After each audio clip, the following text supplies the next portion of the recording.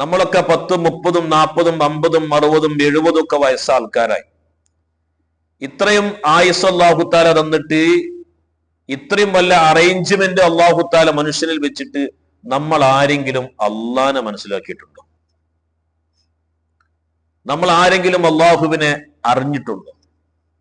ഖുദ്സിയായ ഹദീസിലൂടെ അല്ലാഹുത്താല പറയുന്നു, കുന്തു കൻസ മഖ്ഫിയ, ഞാനൊരു മറയപ്പെട്ട നിധിയായിരുന്നു, ഞാനൊരു മറയപ്പെട്ടേ നിധിയായിരുന്നു ഞാൻ.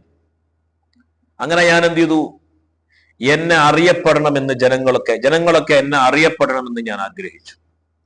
അങ്ങനെ ഫഖലഖ്തുൽ ഖൽഖ, അങ്ങനെ ഞാൻ സൃഷ്ടിപ്പ് നടത്തിയെന്ന് ഖുദ്സിയായ ഹദീസിലൂടെ അല്ലാഹു സുബ്ഹാനഹു വ തആല പറയുന്നു. ഈ സംഭവം ബഹുമാനപ്പെട്ട ഗൗസുല്ലാദും അവിടുത്തെ സിറുൽ അസ്റാർ എന്ന് പറയുന്ന കിതാബിൽ വളരെ വ്യക്തമായി തന്നെ പറയുന്നുണ്ട്. അപ്പൊ അള്ളാഹു നമ്മളുടെ സൃഷ്ടിപ്പിന്റെ പിന്നിൽ ഒരു രഹസ്യം വെച്ചിട്ടുണ്ട്. അതെന്താണ്? ആ മറയപ്പെട്ട നിധിയാകുന്ന അള്ളാഹുവിനെ ഓരോ ആളുകളും എന്ത് ചെയ്യണം? അറിയണം, മനസ്സിലാക്കണം. അങ്ങനെയല്ലാതെ ഒരാളും മരിക്കാൻ പാടില്ല.